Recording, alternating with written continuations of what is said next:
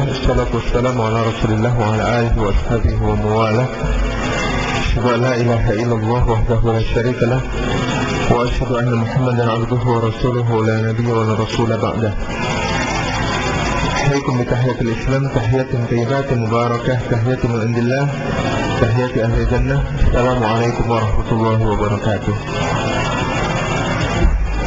Kita buka bersama dengan basmalah dan shalawat Ibrahimiyah.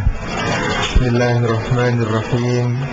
Allahumma salli ala Muhammad wa ala ali Muhammad kama sallaita ala Ibrahim wa ala ali Ibrahim wa barik ala Muhammad wa ala ali Muhammad kama barakta ala Ibrahim wa ala ali Ibrahim fil alamin innaka Hamidum Majid. Baik, hari yang dimuliakan Allah, puji syukur kehadirat Allah Subhanahu wa taala, kita berjumpa lagi pada kesempatan sore yang berbahagia ini. Mudah-mudahan menjadi perjumpaan yang diridhai, menjadi wasilah agar Allah Subhanahu wa taala memanjangkan umur kita di dalam kemanfaatan dan meluaskan rezeki kita di dalam keberkahan. Kita juga bersyukur diperjumpakan di dalam majelis sejak nanti. Mudah-mudahan menjadi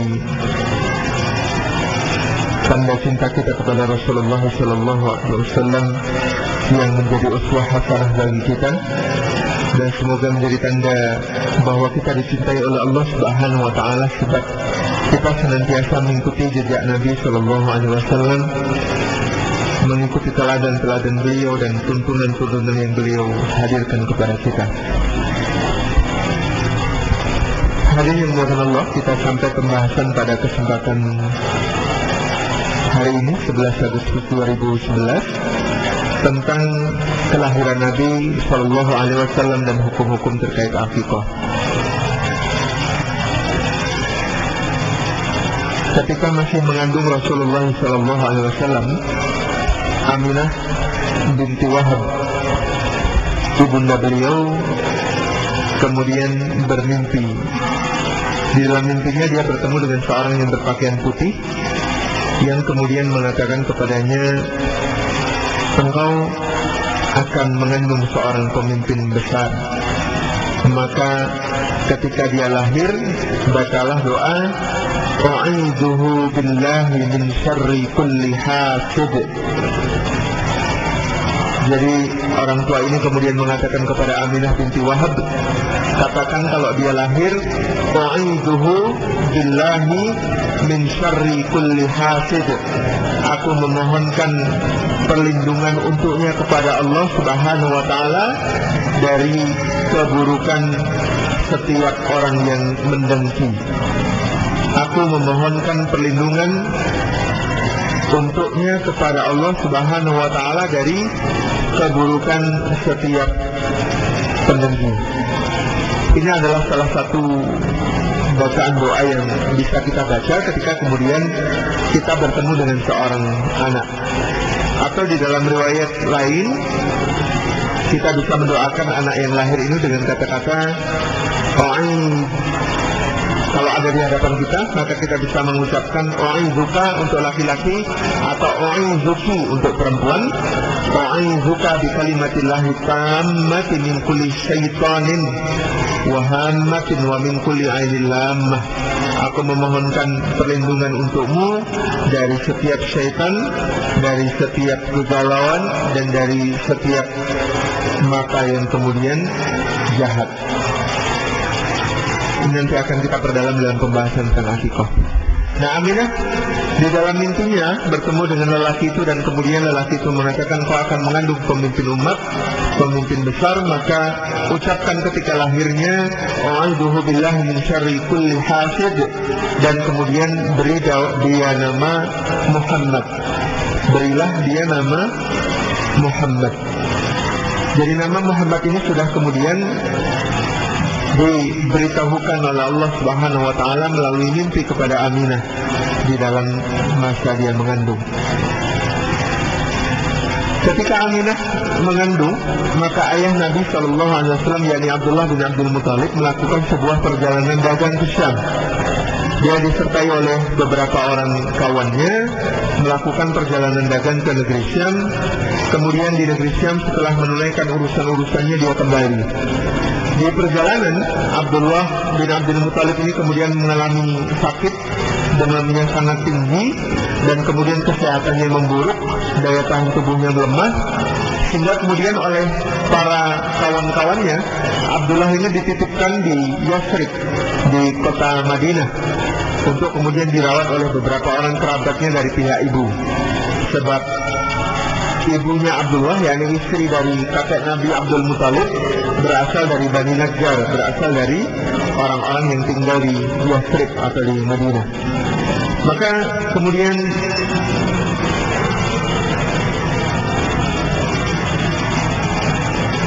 Abdullah ditinggalkan oleh kawan-kawannya di kota Yasrib ini, dirawat di sana, kemudian mereka melanjutkan perjalanan ke Makkah.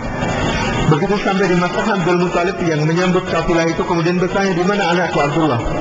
Maka mereka kemudian mengatakan, kami tinggalkan anak engkau Abdullah itu di Yasrib dalam keadaan dia sakit. Maka kemudian Abdul Muthalib mengutus putranya yang tertua yang namanya Harith bin Abdul Muthalib untuk kemudian menyusul adiknya ke Yasrib dan memastikan kondisinya. Harith berangkat, dan begitu sampai di Madinah, Harith kemudian diberitahu bahwa Abdullah sudah meninggal dan sudah dikuburkan di pekuburan Madinah. Jadi Abdullah bin Abdul Muthalib meninggal ketika usia kandungan Aminah kira-kira adalah 4 atau 5 bulan. Ketika Rasulullah berada dalam kandungan di usia 4 atau 5 bulan. Ini yang kemudian terjadi. Jadilah Rasulullah SAW ini anak yatim bahkan sejak sebelum lahirnya. Kemudian lahirlah beliau Sallallahu Alaihi Wasallam dengan mudah. Kapan waktu kelahiran beliau? Muhammad bin Ishaq al-Muttalibi meriwayatkan, dan riwayat ini adalah yang paling masyhur, bahwa Rasulullah SAW lahir pada hari Senin tanggal 12 Rabiul Awal pada tahun pertama Gajah, tahun Fil. Ini bertepatan dengan, menurut sebagian ahli falak, 20 April tahun ke-571 Masehi. Dalam riwayat yang lain, Syekh Muhammad Pasha Al-Falafi mengatakan, menurut perhitungan yang lebih tepat, maka kelahiran Rasulullah SAW jatuh bukan pada tanggal 12, melainkan tanggal 9 Rabiul Awal. Wallahu a'lam bishawab. Jadi para ulama menyepakati bulannya, yakni bulan Rabiul Awal, dan menyepakati tahunnya, yakni tahun pertama Gajah 571 Masehi. Tetapi kemudian mereka tidak menyepakati tanggalnya. Perbedaan ini disebabkan karena terjadi perbedaan dalam perhitungan falak, perhitungan astronomis yang mereka lakukan kaitannya dengan mengkonversi tahun-tahun, angka-angka tanggal itu ke dalam satu bilangan yang pasti. Ini tidak menjadi persoalan. Kemudian hari yang dimuliakan Allah, pada hari ke-7 dari kelahirannya, Ibnu Abdul Bar meriwayatkan bahwa Abdul Muthalib mengakikai Rasulullah SAW dengan menyembelihkan untuknya 2 ekor domba yang besar, kemudian menghitaninya dan memberinya nama dengan nama Muhammad. Lalu akikah beliau ini digunakan untuk menjamu tamu-tamu dari kalangan para pemuka Quraisy di rumah Abdul Muthalib, kakek beliau. Nah, maka kemudian riwayat yang lebih sahih menurut Ibnu Abdul Bar adalah bahwa Rasulullah diakikai, dihitan dan diberi nama pada usia beliau yang ke-7 hari. Adapun ada riwayat yang menyebutkan bahwa beliau lahir dalam keadaan sudah terhitan, maka riwayat ini kata Ibnu Qayyim al-Jauziyah dalam Tuhfatul Maulud di Ahkamil Maulud, beliau mengatakan ini riwayat yang batil, tidak memiliki dasar.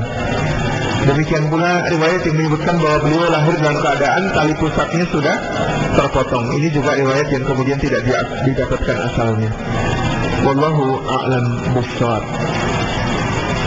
Kemudian Rasulullah SAW setelah kelahirannya, hari ke-7-nya, diberi nama Muhammad, lalu nama Muhammad ini diumumkan oleh Abdul Muthalib di dalam perayaan akikahnya. Jadi walimatul akikah atau perayaan akikah ini, jamuan makannya diantaranya kemudian digunakan sebagai wasilah untuk mengumumkan identitas seorang anak beserta kemudian nasabnya yang jelas.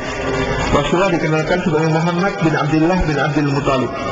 Lalu kemudian beberapa orang pemuka Quraisy mengatakan, kenapa engkau beri nama dia dengan nama yang tidak banyak dikenal oleh bangsa Arab? Nama itu nama yang dibuat dari kata bentukan. Jadi Muhammad, orang yang kemudian terpuji. Ini adalah nama yang tidak lazim digunakan oleh orang-orang Arab. Kebanyakan orang Arab menggunakan nama-nama jika kata benda, maka kata bendanya bukan kata benda bentukan, tetapi kata benda asli atau masdar. Nah, ini yang kemudian menjadikan mereka bertanya-tanya, apalagi nama Muhammad ini nama yang sangat tidak lazim di kalangan orang-orang Arab. Tetapi Abdul Muthalib tetap tersenyum dengan teguh. Beliau mengatakan, ismuhu Muhammad, ismuhu Muhammad, ismuhu Muhammad. Namanya adalah Muhammad dan nama ini tidak akan berubah sampai kapanpun. Jadi dikatakan bahwa ismuhu Muhammad, namanya adalah Muhammad, dan tidak akan nama itu berubah sampai kapanpun. Ini yang dikatakan oleh Abdul Muthalib. Demikianlah Allah telah kemudian memantapkan hati Abdul Muthalib untuk kemudian memberikan nama Muhammad kepada Rasulullah SAW. Sebab nama inilah yang kemudian jelas tercantum termaktub di dalam berbagai macam nubuat dari kitab-kitab terdahulu tentang kedatangan seorang Rasul pada akhir zaman yang diberi nama Muhammad atau Ahmad. Nah, setelah kemudian disusui ibunya selama kurang lebih sepekan, 2 pekan, lalu kemudian menjadi kebiasaan orang-orang Arab untuk menyusukan anak-anaknya kepada orang-orang yang kemudian tinggal di pedusunan. Kebiasaan orang-orang Quraisy di Makkah ketika itu adalah mempersusukan anaknya kepada orang-orang yang tinggal di pedesaan Badui. Apa maknanya, apa maksudnya, apa kemanfaatannya yang diambil oleh orang-orang Quraisy itu ketika mereka menyusukan anaknya kepada orang-orang yang ada di pedalaman, yang ada di kampung-kampung Badui? Pertama, untuk kemudian memutus fungsi kontrasepsi. Jadi kalau kemudian ditanyakan kepada dokter, maka di antara kontrasepsi alami itu adalah menyusui. Wanita itu kalau menyusui, maka kemudian padanya akan terjadi proses kontrasepsi alami, sehingga wanita yang menyusui secara sempurna biasanya kemudian tidak bisa hamil sampai kemudian menyapih anaknya yang awal ini. Nah, karena kemudian orang-orang Arab ini membanggakan jumlah anak dan harta mereka, maka mereka ingin agar memiliki anak sebanyak-banyaknya. Maka dahulu di antara kebiasaan tradisi orang-orang Quraisy adalah setelah menyusui anaknya selama beberapa waktu yang singkat saja, mereka mempersusukan anaknya ini kepada orang lain agar apa? Agar mereka bisa segera hamil lagi. Gitu. Ini agar mereka kemudian segera bisa hamil lagi dan memiliki anak lagi. Yang kedua, di antara maksud menyusukan anak kepada orang-orang yang kemudian dari kalangan Arab-Arab pedusunan Badui, maka maknanya adalah diantaranya agar kemudian anaknya ini tumbuh di lingkungan Badui yang kemudian memiliki bahasa Arab yang murni, bahasa Arab yang murni, pedesaan asli. Sebab apa? Kalau di Makkah bahasa Arabnya sudah tercampur dengan berbagai macam lahjah, berbagai macam dialek dari berbagai macam kalangan dan negeri-negeri. Ada susupan dialek Romawi, ada susupan dialek Syami, ada susupan dialek Yaman, ada susupan dialek Habasyah, ada susupan dialek Persia dan berbagai macam bahasa yang lain. Maka bahasa di kota Makkah itu tidak murni, sehingga menyusukan anak kemudian ke daerah lain di pedesaan ini dimaksudkan diantaranya untuk kemudian membuat si anak mampu bicara bahasa Arab dalam bahasa yang paling murni. Jadi sebab logat bahasa Arab di pedesaan ini yang lebih bagus, lebih murni. Yang ketiga, di antara hikmahnya adalah agar kemudian dia bisa menghirup udara yang lebih segar, air yang lebih sehat, dan kemudian makanan dan minuman yang lebih baik. Sebab di perkotaan, begitu ya, sekali lagi di perkotaan kualitas kehidupan di masa itu saja, kemudian perkotaan sudah dianggap kualitas kehidupan itu lebih buruk daripada di pedesaan. Udaranya, airnya, dan bahkan makanannya. Kualitas makanan di pedesaan itu dianggap lebih bagus. Jadi kalau di kota Makkah ada orang jualan susu, nah susu itu kan sudah melalui beberapa tangan. Tetapi kalau di pedesaan, orang mau minum susu, itu memerah sendiri, langsung dari ambing hewan ternaknya. Sehingga kemudian susu ini lebih dekat daripada sumbernya dan lebih sedikit tercemari oleh berbagai macam kotoran. Itu sebagai contoh saja gitu. Belum lagi kemudian berbagai macam hal yang lain, udaranya dan sebagainya. Ini untuk menghirup pada masa anak-anaknya kualitas kehidupan yang lebih baik. Yang keempat, untuk kemudian menghindarkan kerawanan penyakit. Jadi di kota gitu ya, karena kemudian jumlah penduduk yang besar, sampah yang lebih banyak, dan berbagai macam kemudian kotoran yang lebih mudah ditemui, maka ancaman penyakit itu lebih tinggi daripada di pedesaan. Oleh karena itu orang Arab punya kebiasaan untuk kemudian mengirim anak-anak mereka ke pedesaan.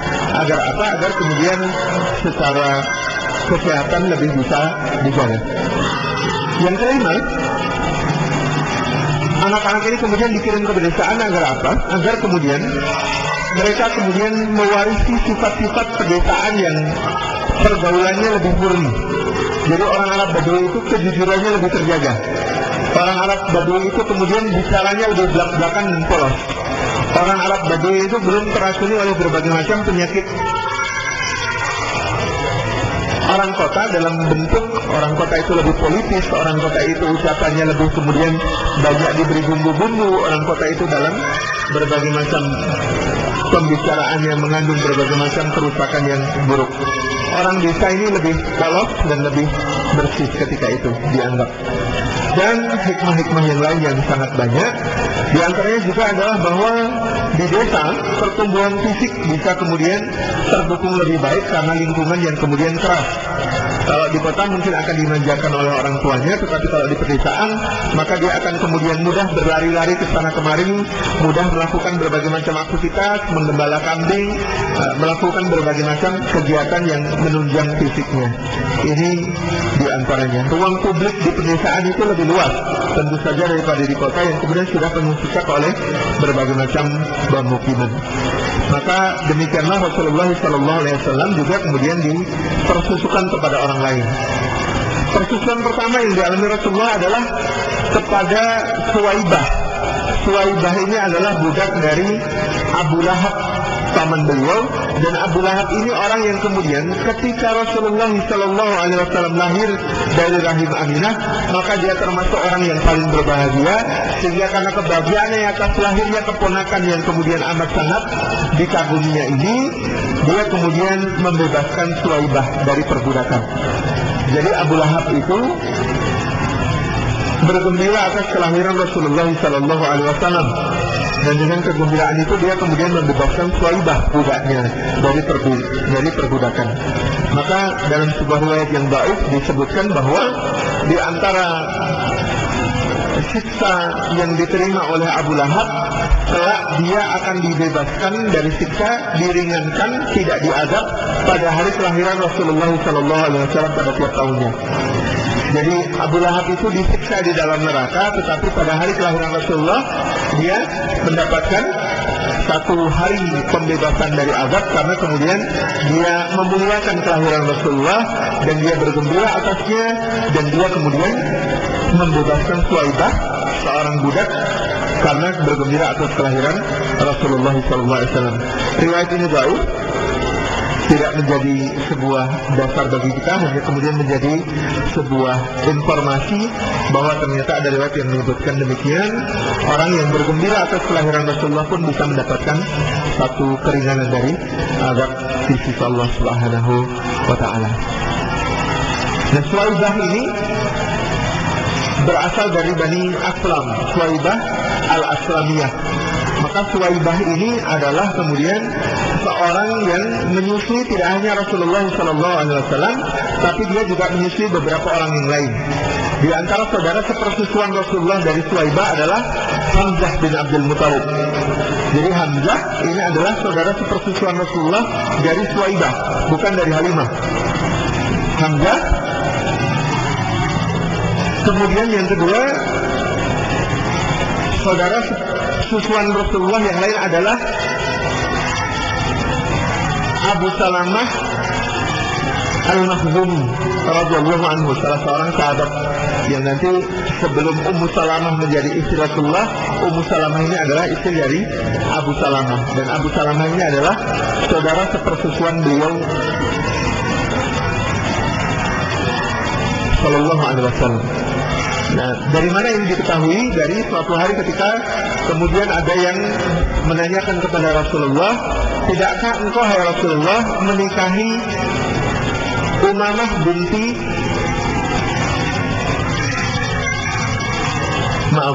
Amirah binti Hamzah. Jadi ada anak namanya Amirah binti Hamzah. Ini putranya Hamzah yang kemudian ketika Hamzah meninggal, dia masih kecil menjadi anak yatim, dan anak yatim ini kemudian ada di dalam perlindungan Rasulullah SAW. Maka Amirah binti Hamzah ini oleh beberapa sahabat dinyatakan, ya Rasulullah, kenapa tidak engkau nikahi saja anak pamanmu ini, yakni Amirah binti Hamzah? Kata Rasulullah SAW, sesungguhnya dia diharamkan bagiku. Karena apa? Karena aku dan ayahnya adalah sepersusuan. Apa yang haram sebab nasab, haram juga persusuan itu. Jadi yang haram kita nikahi karena sebab nasab, maka haram juga dinikahi sebab persusuan. Begitu.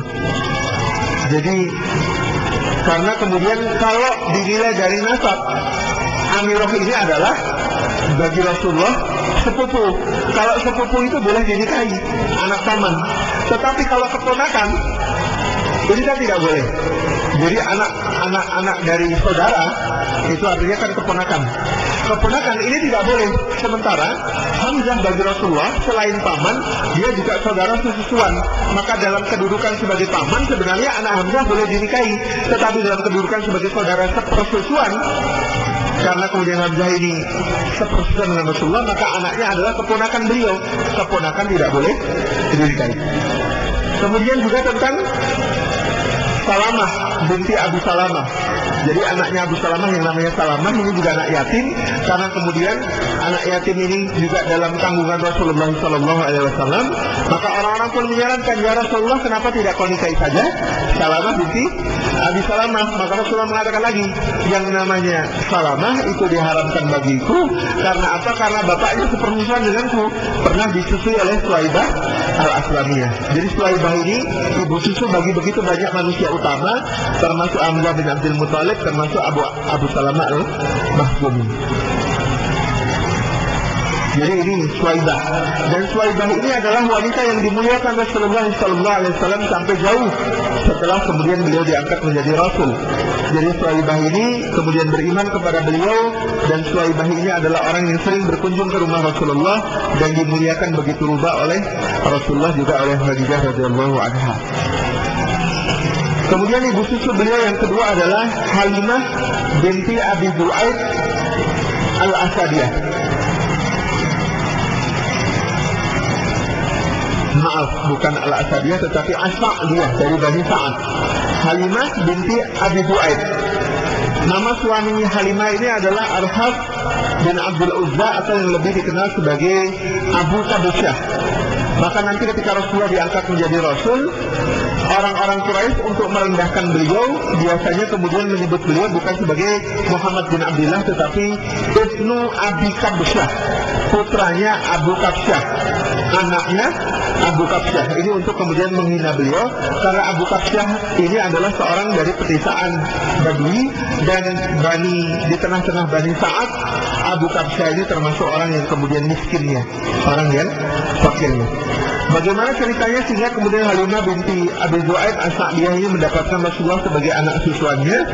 Pada suatu saat musim paceklik melanda pedesaan, maka kemudian para wanita pedesaan itu kemudian bergerak menuju ke kota-kota untuk akan mencari bayi susuan. Yang bayi susuan itu kemudian mereka akan mendapatkan upah dari menyusuinya.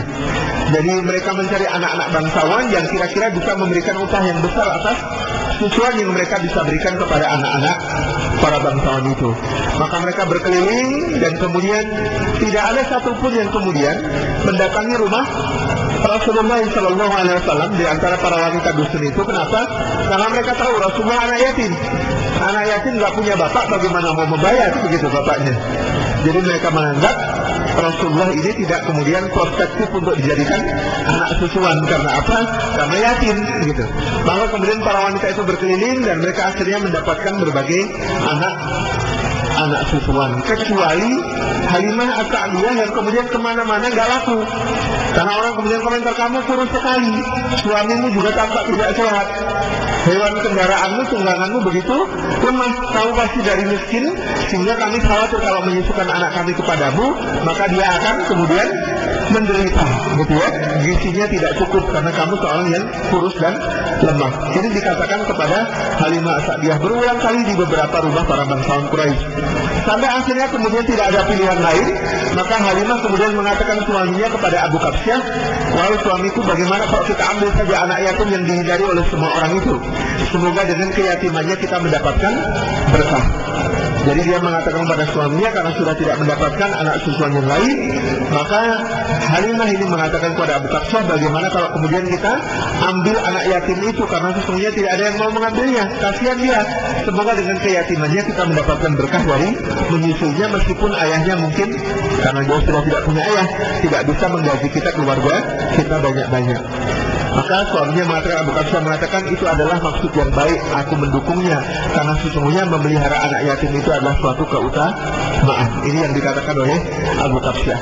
Maka mereka berdua pergi ke rumah Aminah, dan Aminah kemudian menyerahkan Muhammad SAW kepada mereka. Dan begitu Muhammad dalam gendongan Halimah merasakan perbedaan yang luar biasa.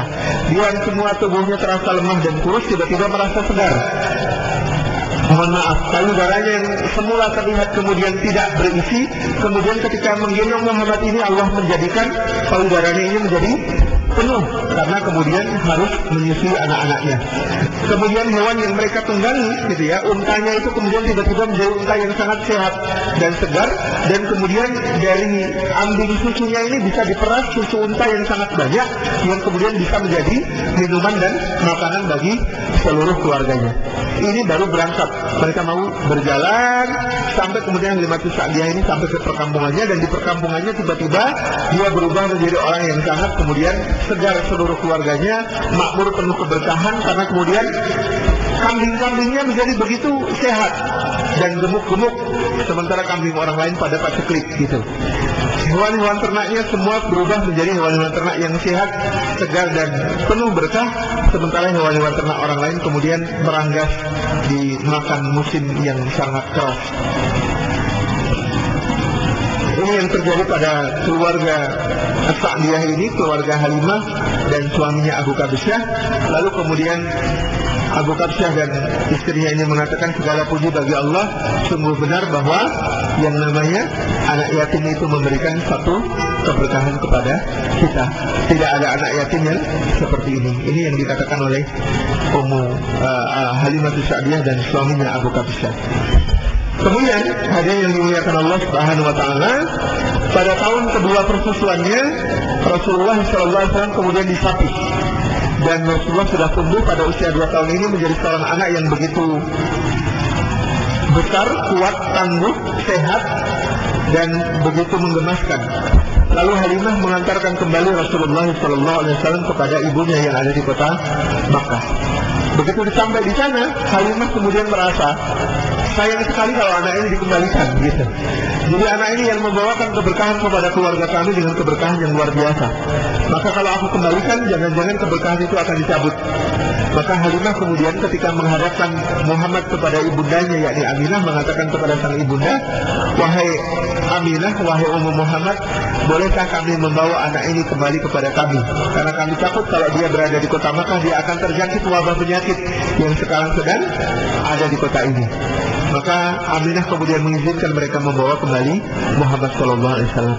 Maka dibawalah Rasulullah Muhammad kembali kepada perkampungan Bani Sa'ad sampai ketika usianya sekitar 4 tahun. Terjadi satu peristiwa yang kemudian mengguncang keluarga Halimah As-Sa'diyah, yakni bahwa ketika itu Syaimah, anak dari Abu Kabsyah. Jadi anaknya Abu Kabsyah ini ada 3. Mereka adalah Abdullah, Unaisah, dan Khidamah atau Syaimah. Ini ketiganya menjadi saudara sesuan Rasulullah SAW karena mereka adalah anak kandung dari Abu Kabsyah dan Halimah. Nah, satu hari Syaimah, anak perempuan dari Abu Kabsyah ini, melihat Rasulullah kemudian dihampiri oleh 2 orang berpakaian sangat putih dan berwajah penuh cahaya. Lalu kedua orang ini membawa Muhammad, dan Syaimah yang mengintip dengan takut-takut melihat bahwa Muhammad dibaringkan di tepi sebuah mata air. Lalu kemudian perut dan dada Muhammad ini dibelah. Lalu kemudian hati beliau dikeluarkan. Lalu hati beliau ini dibelah lagi.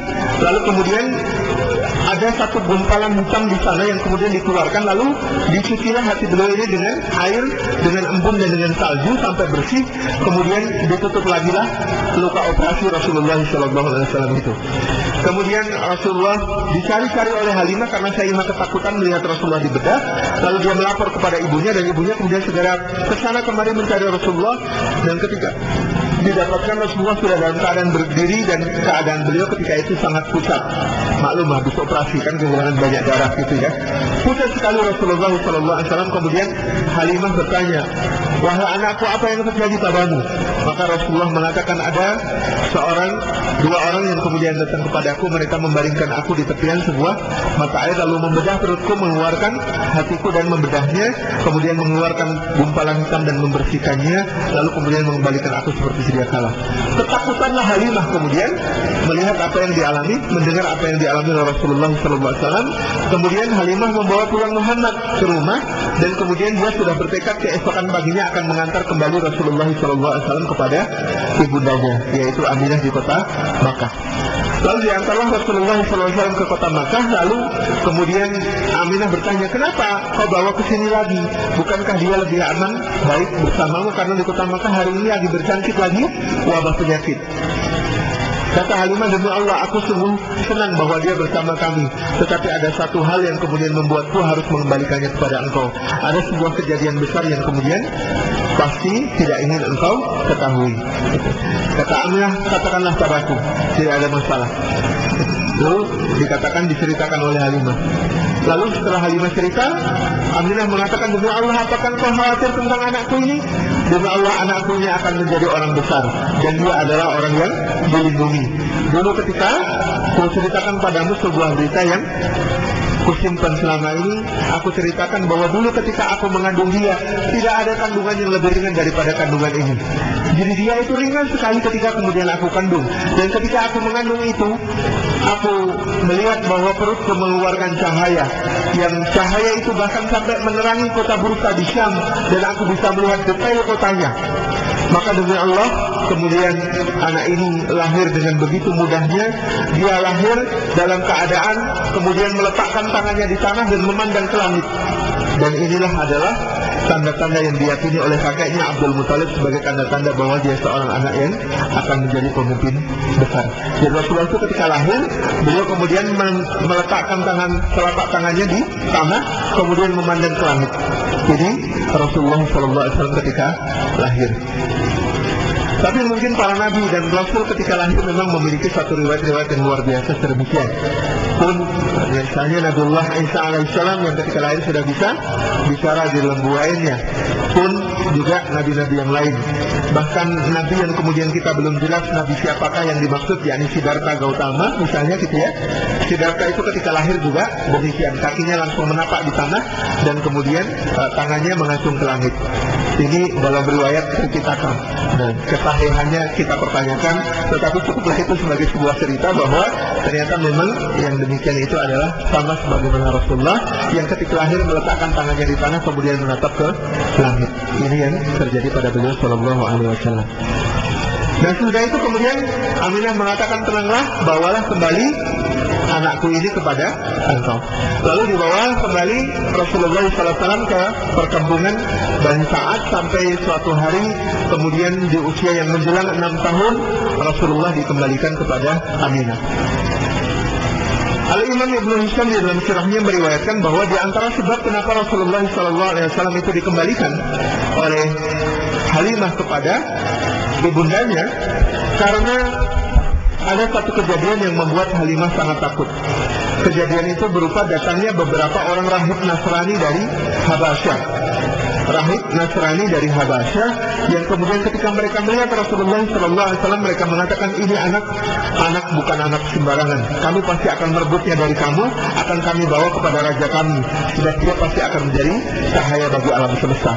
Ini kata para rahib Nasrani dari Najran. Jadi ini adalah uskup-uskup dari dari Habasyah yang kemudian tidak mengambil Rasulullah SAW. Habasyah, di mana Habasyah? Habasyah kita pernah jelaskan, Habasyah adalah sebuah negeri yang luas di masa lalu. Dia meliputi apa yang disebut sekarang sebagai Sudan, ditambah dengan Ethiopia, ditambah dengan Somalia, ditambah dengan Eritrea. Inilah yang disebut sebagai Habasyah pada masa itu. Dan Habasyah pada masa itu diperintah oleh Najasyi As-Samad yang kemudian kita kenal nanti seorang yang raja yang sangat adil. Dan para rahib Nasrani mengatakan, kami akan membawa bayi ini, anak ini kepada raja kami, dia pasti menjadi cahaya alam semesta dan ada di dalam lindungan raja kami. Jadi maksudnya baik, tetapi kemudian Halimah yang ketakutan dan kemudian mengembalikan Rasulullah SAW kepada ibundanya. Inilah yang terjadi pada usia beliau kira-kira 5 tahun.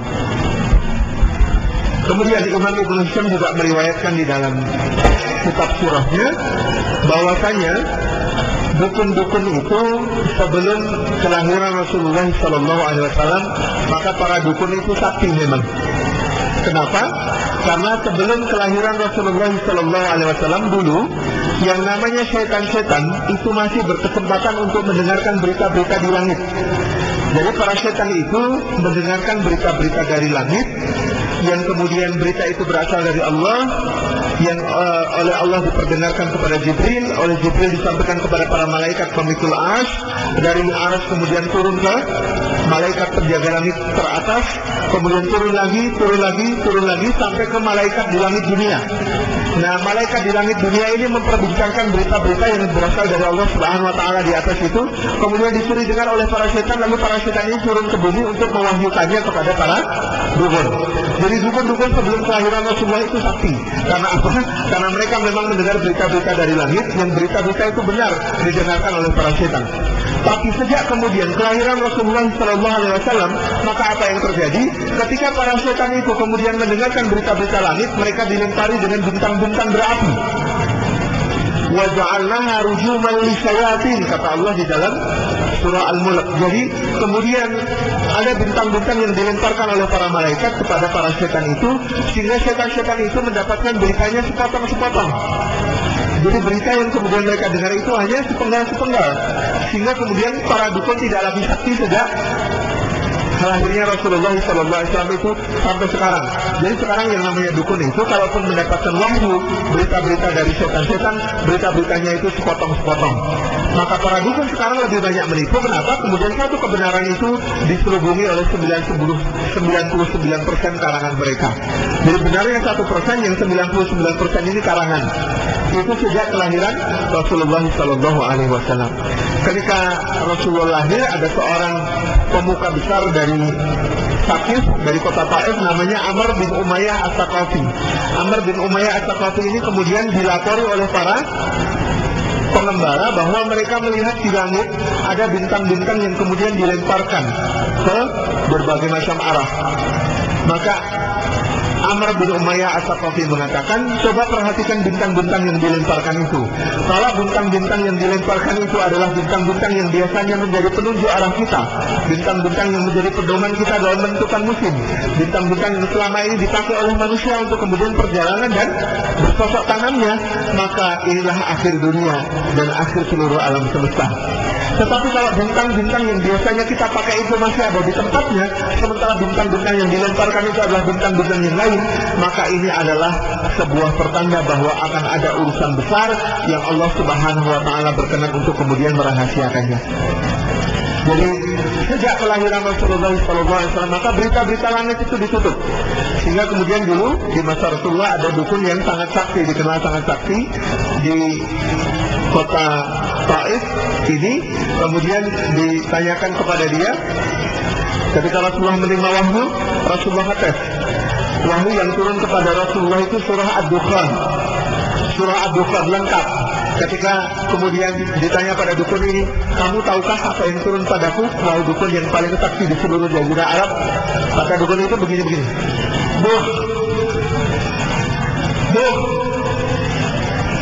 Duh, jadi dia tahunya bisikannya setan itu cuma sampai duhnya, padahal surah Ad-Dukhan itu kan panjang sekali gitu. Jadi berita yang berhasil dicuri oleh si setan itu cuma kata duh yang tidak ada maknanya, padahal aslinya adalah surah Ad-Dukhan. Jadi ini sejak kelahiran Rasulullah SAW sampai sekarang tidak ada yang namanya dukun yang sakti lagi. Kalau dulu dukun-dukun itu sakti. Kenapa? Karena berita-berita langit itu mereka dengar secara utuh dari setan-setan yang mengambil berita dari langit. Tetapi kemudian setelah Rasulullah SAW lahir, maka para dukun itu hanya berhasil mendengar sebagiannya, karena para setan yang mendengarkan berita-berita langit itu kemudian dilempari dengan bintang-bintang. Wallahu a'lam bishawab.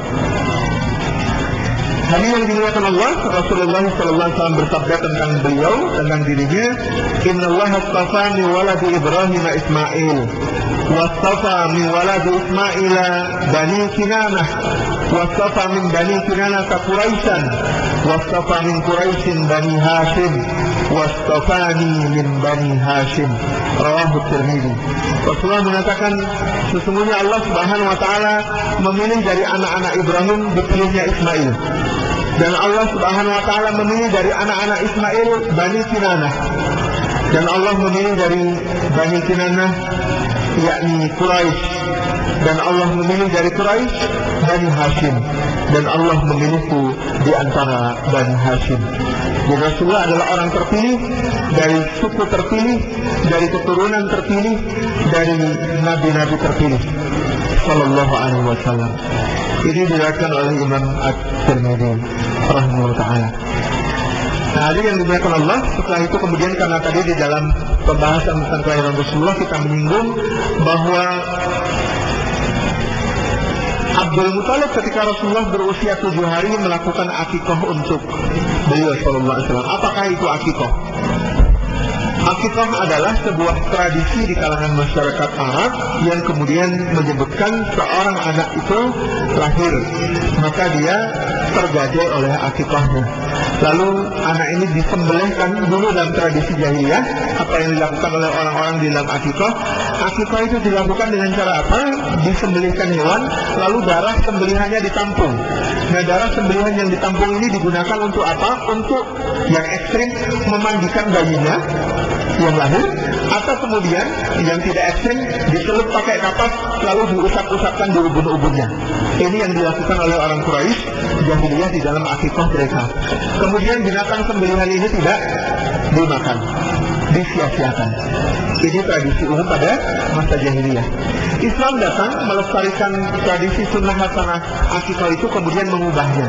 Seperti apa perubahannya? Mari kita perhatikan hadis-hadis yang kita cantumkan di dalam kertas materi pada kesempatan sore hari ini.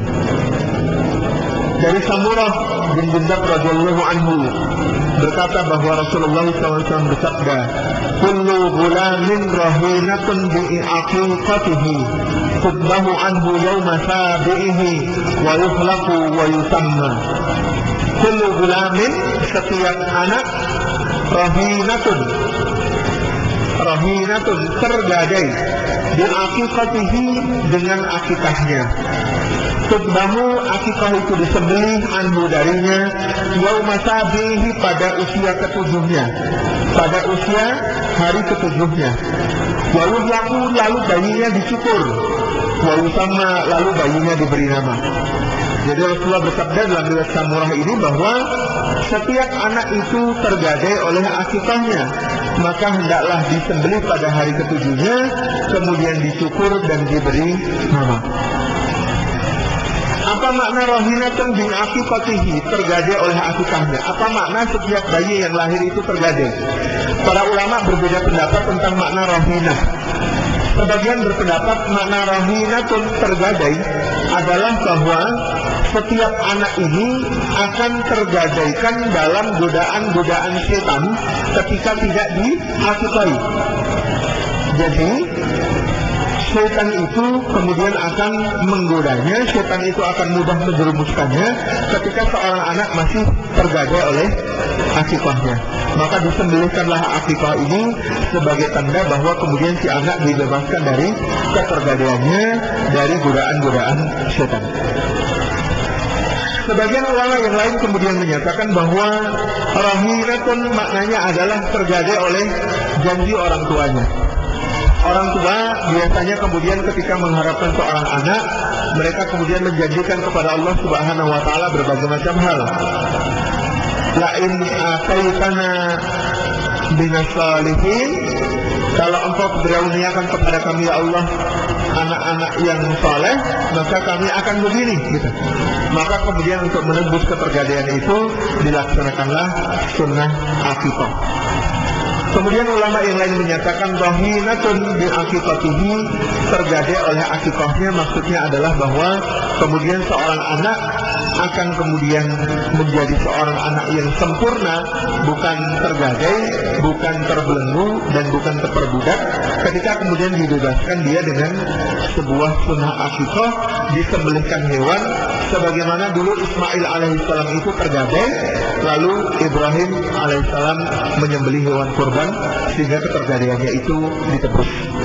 Wallahu a'lam bishawab, mana yang lebih tepat. Tetapi kemudian kita meyakini Rasulullah bersabda, kullu ghulamin rahinatun bi aqiqatihi, setiap anak yang lahir itu kemudian tergadai oleh akikahnya. Tudbahu, disembelih, anhu darinya, yauma sabi'i, pada hari ketujuhnya, wa yuhlaqu, dan kemudian dicukur. Jadi pada hari ketujuh selain akikah dilaksanakanlah pencukuran rambut. Para ulama menjelaskan di antara tradisi dalam pencukuran rambut ini kemudian cukuran rambut anak ini, rambutnya kemudian ditimbang di dalam timbangan. Ditimbang dengan apa? Yang mampu boleh menimbangnya dengan emas. Jadi rambut yang dicukur itu kemudian ditimbang dengan berapa emas yang kemudian seberat dengan rambut itu. Emas yang seberat rambut itu dijadikan sedekah kepada para anak yatim. Ini adalah sunnah yang dilakukan Rasulullah kepada kemudian cucu-cucu beliau Al-Hasan dan Al-Husain ketika kemudian diakikahi, maka kemudian dicukur kepalanya, rambutnya ditimbang, dan timbangannya itu karena kemudian Ali bin Abi Thalib ini bukan orang mampu, bukan orang kaya, maka emasnya diganti perak. Jadi kemudian orang tuanya ini bersedekah dengan perak seberat rambut yang dicukur itu. Jadi yang dilakukan. Kemudian setelah dicukur, anak ini dulu dalam tradisi jahiliyah mereka juga dicukur. Kemudian setelah mereka dicukur, diambilkan kapas, dicelupkan pada darah akikah, lalu diosir-osirkan di kepala di ubun-ubunnya. Rasulullah menggantinya dengan minyak wangi. Jadi darah itu diganti dengan minyak wangi. Jadi si anak ini kemudian diambilkan kapas yang dicelup, bukan lagi dicelup kepada darah, tetapi dicelup kepada minyak wangi, lalu minyak wangi ini dieluskan di kepalanya, sehingga bayi ini menjadi wangi, siap untuk apa? Di dalam walimatul akikah dia nanti dicium dan didoakan oleh para hadirin. Jadi biar wangi karena akan didoakan oleh hadirin. Biasanya dikecup lagi kepalanya oleh para hadirin yang mendoakan itu. Maka kemudian memang dioleskan kepadanya minyak wangi. Inilah makna wayum laku dan dicukur. Wayusamma dan kemudian diberi nama, yakni diumumkan namanya. Jadi tidak terlarang memberi nama sejak hari pertama, tapi pengumuman nama itu kemudian diumumkan pada harinya yang ke-7 ketika dia diakikahi. Inilah yang paling utama menurut jumhur ulama. Kemudian hadis kedua dari Asma binti Yazid bin Sakan radhiyallahu anha bahwasanya Nabi sallallahu alaihi wasallam bersabda, al-aqiqatu haqqun 'anil ghulami syatani mukafi'atani wa 'anil jariyati syatun. Akikah itu adalah sebuah kebenaran. Jadi Rasulullah menepis anggapan bahwa dulu karena akikah ini tradisi jahiliyah, beberapa orang sahabat kemudian tidak suka melakukan akikah. Itu kan zaman jahiliyah. Kita sekarang sudah menjadi muslim, masa kita akikahan juga begitu. Maka kemudian Rasulullah meluruskan dengan sabdanya ini, al-aqiqatu haqqun. Akikah itu adalah sebuah kebenaran. Anil gulani syatani, untuk anak laki-laki 2 ekor kambing. Mukafi'atani, yang sama besarnya. Jadi bukan bok sama anaknya, tetapi yang sama besarnya. Mukafi'atani, yang layak disembelih dan sama besarnya. Wa anil jariyati, dan dari anak perempuan syatun, 1 ekor kambing. Ini juga adalah yang paling utama. Jadi akikah itu benar. Berapa jumlahnya? Untuk anak laki-laki ada syatani, 2 ekor kambing yang sama besarnya, dan dari anak perempuan adalah syatun atau 1 ekor kambing. Hadis selanjutnya dari Amr bin Shu'aib, dari bapaknya, dari kakeknya radhiyallahu anhu. Rasulullah SAW bersabda, maaf ini fi'liyah bukan qauliyah, bahwasanya Rasulullah SAW anna Nabi sallallahu alaihi wasallam amara bi tasmiyatil maulud yawm sabihi wa wad'il ada'anhu wal aqqa. Sesungguhnya Nabi sallallahu alaihi wasallam amara, memerintahkan bi tasmiyatil maulud, untuk memberi nama anak yang lahir yawm sabihi, pada hari ke-7-nya, wa wad'il ada', dan membersihkan kotorannya. Wawat al-adha, dan membersihkan kotorannya, anhu darinya, wal aqu, dan mengakikahinya. Apa maksudnya wat al-adha anhu, membersihkan kotoran darinya? Menurut jumhur ulama adalah mencukur rambutnya. Itu membersihkan kotoran darinya. Mencukur rambutnya dan kemudian mengakikahinya.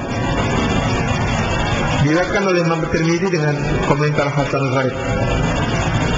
Hadis selanjutnya, anna Nabiy sallallahu alaihi wasallam aqal Hasan wal Husain wa qala qulu bismillah wallahu akbar, Allahumma laka wa ilaika hadhihi aqiqatu fulan.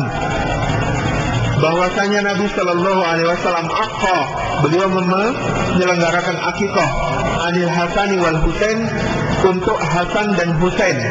Waqala, dan Rasulullah bersabda, qulu, katakanlah oleh kalian, berdoalah kalian. Doanya bagaimana?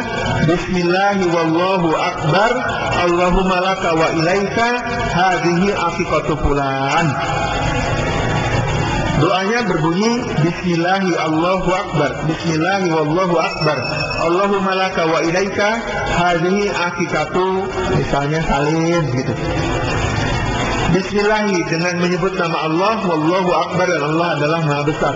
Allahumma, ya Allah, laka, karenamu, wa ilaika, dan untukmu, hadihi, inilah aqiqatu fulan, akikahnya si fulan. Jadi doa bagi orang tua yang menyelenggarakan akikah adalah seperti yang dicantumkan di dalam hadis ini. Bismillahi Wallahu Akbar, Allahumma laka wa ilaika hadihi aqiqatu fulanin. Selanjutnya, hadis berikutnya, al-aqiqatu tudbahu li sab'in aw arba'a asyaratin aw ahada wa ashrina.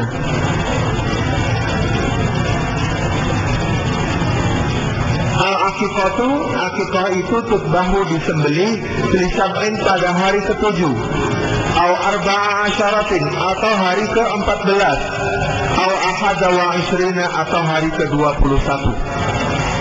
Jadi menurut hadis ini yang diriwayatkan oleh Imam At-Tabrani, dan hadis ini adalah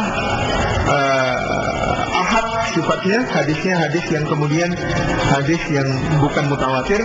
Diriwayatkan bahwa Rasulullah bersabda, akikah itu disembelih pada hari ke-7 atau hari ke-14 atau hari ke-21.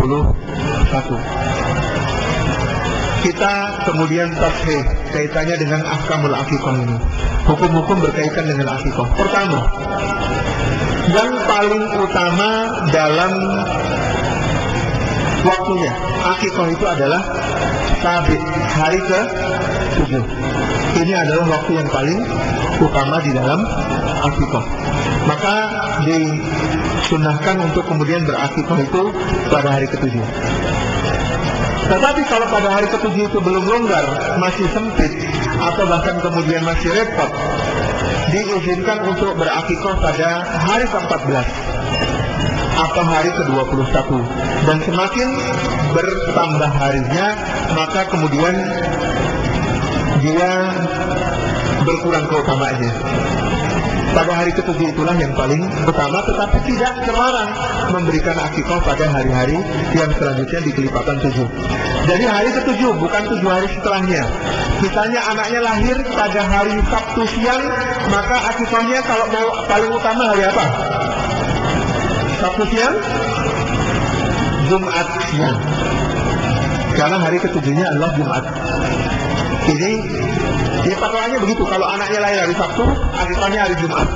Kalau lahirnya Selasa, berarti akikahnya hari Senin, karena hari ke-7-nya. Ini hari di dalam akikah. Kalau anaknya lahir malam Sabtu, Jumat malam itu penyebutan ala barat. Kalau kita biasanya menyebutnya malam Sabtu, maka akikahnya hari Jumat. Kalau nyembelih malam kan agak repot ya. Harusnya malam Jumat, tetapi kan kalau nyembelih malam agak repot, nanti nggak pas lagi nyembelihnya gitu kan. Ya, nyembelihnya kemudian bisa Jumatnya, siangnya. Ini di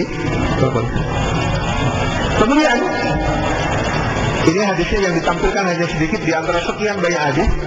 Di hadis-hadis lain kita akan menemukan berbagai macam keterangan juga dari asar para sahabat dan tabi'in, termasuk kemudian utama. Jadi akikah itu sebenarnya kewajiban siapa? Kewajiban orang tua. Kewajiban orang tua menyembelihkan pada hari ke-7. Kalau kemudian hari ke-7 lepas, hari ke-14 lepas, hari ke-21. Kalau belum diakikah juga, sadar-sadar sudah kelas 3 SMA, dapat pelajaran tentang akikah, kemudian tanya sama bapak ibu, Pak, Bu, saya dulu sudah diakikah belum? Akikah siapa ya? Gitu. Nah, bapaknya nggak ngerti, ibunya nggak ngerti, gitu. Nah, bagaimana kemudian kalau memiliki kemampuan pada saat itu, ya Kak, Bu, bayi ini ya diakikahi, aku jalur akikah. Nah, kapan akikah itu dilaksanakan? Ya gampang, dulu lahirnya hari apa? Ambil kelipatan 7-nya, maka hari sebelum hari itu adalah hari yang ke-7-nya. Begitu ya. Karena ini dilakukan oleh banyak sahabat yang lain, gitu ya, yang kemudian dulu mereka lahir bukan dari orang Arab, bukan orang Arab, tidak punya tradisi akikah. Misalnya ada tabi'in yang kemudian berasal dari Persia. Ini waktu kecilnya nggak diakikahi, nggak ada tradisi. Ada sahabat misalnya Salman Al-Farisi, ini juga baru berakikah ketika sudah masuk Islam di Madinah, sudah tua. Kenapa? Karena dulu bapaknya tidak ngerti ilmu tentang akikah, dia belum diakikahi ketika kecil, maka ketika besar dia menakikahi. Maka pertanyaan juga ada yang kemudian tanya, akikah itu kewajiban orang tua atau kewajiban kita? Nah, ada seorang ulama di kalangan tabi'in, Abdullah bin Mubarak, mengatakan sesungguhnya akikah itu memang adalah kemudian tanggungan orang tua. Tetapi kemudian ketika orang tua tidak melaksanakan itu karena ketidaktahuan atau kemudian karena ketidakmampuan, maka anak yang mampu dan tahu boleh mengakikahi dirinya sendiri. Jadi kalau misalnya aku mau akikah belum ya, terus dia anak nanti kan begitu, sudah punya anak sendiri, bapaknya ragu-ragu, saya dulu sudah diakikahi apa belum begitu. Maka kemudian ini diperbolehkan untuk mengakikahi dirinya sendiri demi sebuah keutamaan yang besar pada akikah itu. Kemudian keutamaan dalam jumlah. keutamaan dalam jumlah adalah anak laki-laki 2, anak perempuan 1 hewan sembelihan. Nah, kemudian kalau ditanyakan, bagaimana kalau punya anak laki-laki tapi mempunyai cuma 1? Yang demikian itu boleh. Sebagaimana Rasulullah SAW juga mengakikahi Al-Hasan itu dalam satu riwayat, disebutkan Al-Hasan dan Al-Husain itu karena bapaknya Ali bin Abi Thalib bukan orang kaya, maka akikah untuk mereka masing-masing hanya seekor kambing. Jadi karena bapaknya Ali bin Abi Thalib ini bukan orang kaya, maka ketika mengakikahi Al-Hasan dan Al-Husain, masing-masingnya hanya 1 ekor kambing. Ini adalah riwayat yang lebih sahih, dianggap oleh para ulama lebih sahih, para perawinya lebih cepat dibandingkan yang menyebutkan bahwa riwayat masing-masing mendapatkan 2 gitu. Jadi ada keutamaan dalam waktu, ada keutamaan dalam jumlah gitu, dan ada kemudian pelaksanaan yang dimudahkan di dalam pelaksanaan akikah ini. Lalu akikah ini di antara sunnahnya, hadisnya tidak ditampilkan di sini, dari Aisyah radhiyallahu anha, Rasulullah mengatakan, kalau kamu mengakikahi, maka kemudian laksanakanlah akikah itu, potonglah kambingnya, tapi jangan remukkan tulang-tulangnya. Bedanya dengan kurban, kalau kurban itu kan kita untuk supaya kemudian dagingnya bisa dibagi seluas mungkin, itu tulangnya saja kita hancurkan, kita remuk sekecil-kecilnya gitu ya, supaya bisa dibagi-bagi begitu. Minimal untuk bikin kalbu besar begitu. Tetapi untuk akikah, kenapa kemudian ada hikmahnya? Akikah itu yang lebih utama, tulangnya tidak diremuk, tetapi dagingnya diambil saja dari tulang-tulang itu. Untuk kemudian, di antara hikmahnya adalah akikah ini terkait dengan kehormatan sebuah keluarga. Maka keluarga itu menjamu tamu-tamunya lewat akikahnya, dan di antara kemudian yang akan menjadi sumber dari kemuliaan keluarga itu adalah ketika tidak tampak pelit. Tampak pelit itu ketika apa?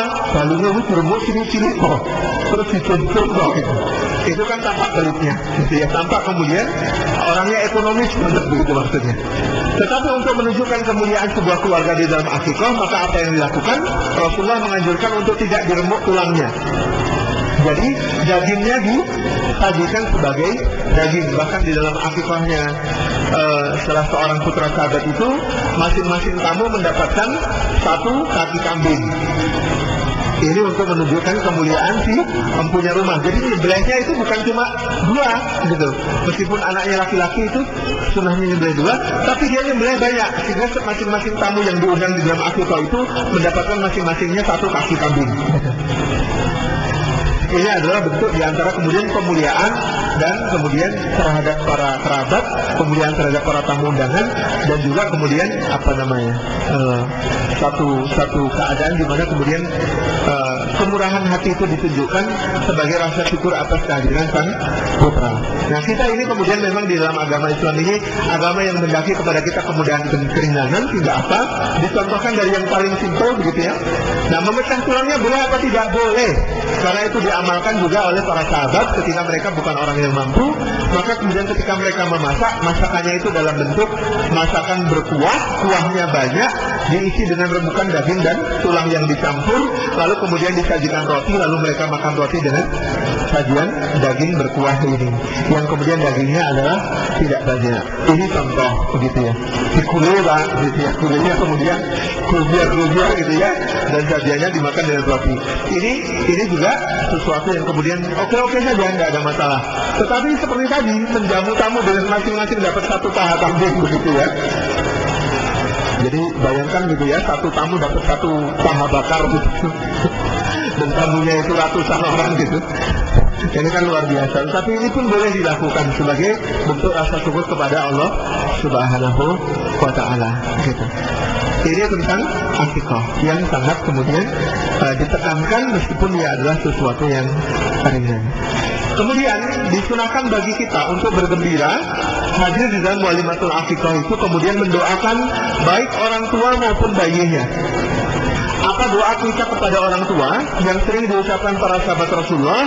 Mendoakan ayah atau ibu seorang anak yang baru lahir adalah kata-kata barakallahu fil mauhubi lak wa syakartal wahid wa balagha asyuddahu wa ruzqta birrahu.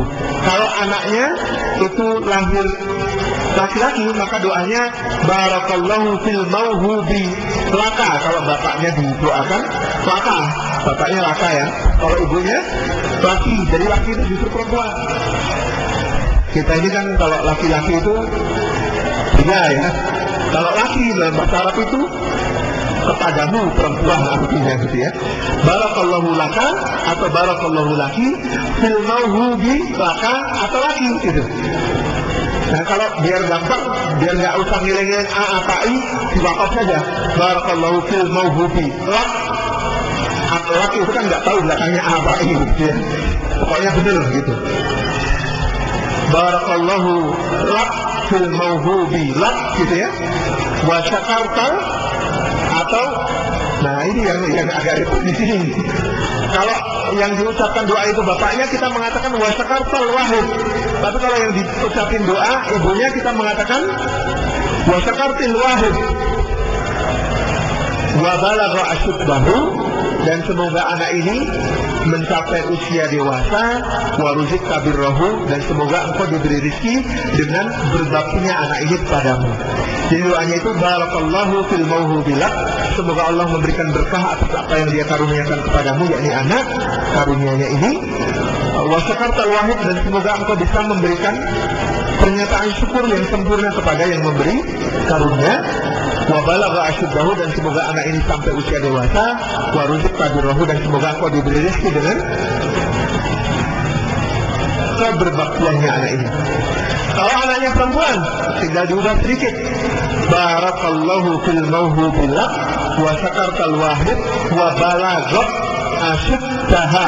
Kalau anak laki-laki wa balagha asyuddahu, kalau anak perempuan wa balagha asyuddaha. Balaghatnya pakai ta, asyuddaha pakai alif, jadi asyuddaha. Wa ruzikta birraha, dan semoga kamu mendapatkan rezeki dari berbaktinya anak ini.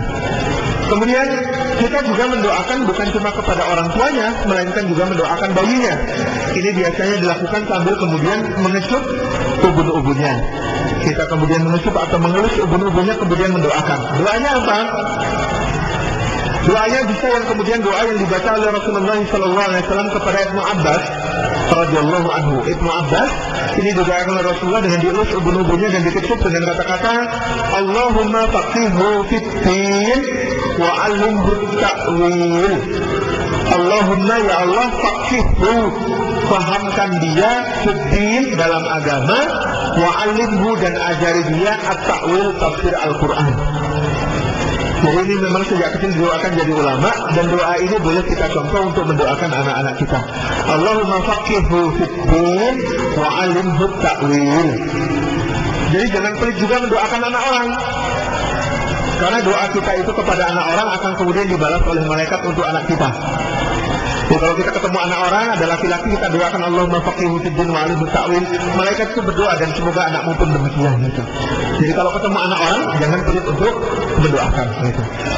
Kalau anaknya perempuan, ya tinggal diubah punya jadi ha, gampang toh. Allahumma faqihha fid-din wa 'allimha ta'wil. Itu saja. Ini doa Rasulullah kepada Ibnu Abbas, dan itu terbukti doa Rasulullah mustajabah. Ibnu Abbas telah menjadi orang yang faqih dalam agama dan menjadi orang yang kemudian sangat memahami tafsir Al-Quran. Atau doa yang dibaca oleh para sahabat dalam mendoakan anak-anak mereka, yang kemudian mereka contoh dari Al-Quran ketika kemudian ayahanda Nabi Yahya yakni Nabi Zakaria ini mendoakan putranya, dan ibunda Nabi Isa yakni Maryam juga mendoakan putranya. Apa itu doanya? U'iduhu bi kalimatillahi tammati min kulli syaitanin wa hammatin wa min kulli ainin lammah. Kalau dalam Al-Quran doa untuk Yahya itu kan wa inni u'iduha bika, doa untuk Maryam, wa inni u'iduha bika wa dzurriyyataha minasyaitonir rajim, dan aku memohonkan perlindungan kepada Allah untuknya dari syaitan, dan juga kemudian memohonkan perlindungan untuk anak keturunannya. Ini bisa juga dibaca. Atau kalau kita mau tadi ini u'iduka, kalau bayinya laki-laki dan kita sedang berada di hadapannya, kita baca u'iduka bi kalimatillahi tammati min kulli syaitanin wa hammati wa min kulli ainin lammah. Aku memohonkan perlindungan untukmu bayi laki-laki dari mana? Dari syaitan, dari hammah itu perasaan galau. dari tangis-tangis yang tidak jelas itu kan bayi sering ya ada yang tangis-tangisnya tidak jelas. Wa hammatin wa min kulli ainin lamah, dan dari mata yang jahat. Kalau bayinya perempuan, tinggal kanya diubah jadi ki. Wa'idzuki bi kalimatillahi tammati min kulli syaitanin wa hammatin wa min kulli ainin lamah. Kalau bayinya tidak di hadapan kita cuma ketemu bapaknya. Positif doa untuk anakmu ya. U'aiduha, misalnya anaknya perempuan, u'aiduha bi kalimatillahi tammati min kulli syaitanin wa hammatin wa min kulli ainin lamah. Atau ketemu bapaknya tapi anaknya laki-laki, kita mendoa kita doa untuk anakmu ya. U'aiduhu bi kalimatillahi tammati min kulli syaitanin wa hammatin wa min kulli ainin lamah.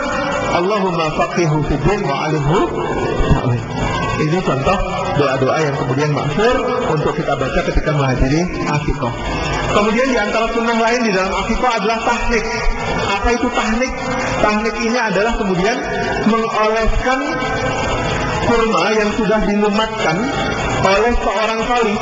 Jadi pilih orang soleh, minta orang soleh itu untuk kemudian mengunyah kurma sampai lumat, lalu lumatan kunyahan ini yang bercampur dengan ludah yang berkah karena ludahnya orang soleh itu.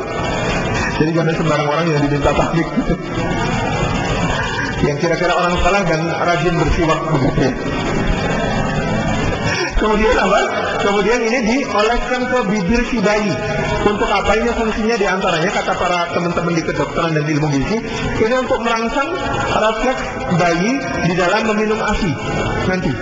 Jadi begitu lahir itu kalau bisa, kalau lahirnya di dekat orang soleh itu diminta mentahnik. Ini bukan dimakankan pada bayinya gitu ya. Jadi kurmanya ini tidak dimakankan, cuma untuk dioleskan di bibir supaya kemudian bayi ini refleks menyedot air asinya nanti kuat, dan itu akan lebih optimal bagi si bayi. Wallahu a'lam bishawab tentang tahnik. Demikian kami cukupkan kajian pada kesempatan sore hari, mudah-mudahan bermanfaat. Wallahul muwaffiq. Wassalamualaikum warahmatullahi wabarakatuh.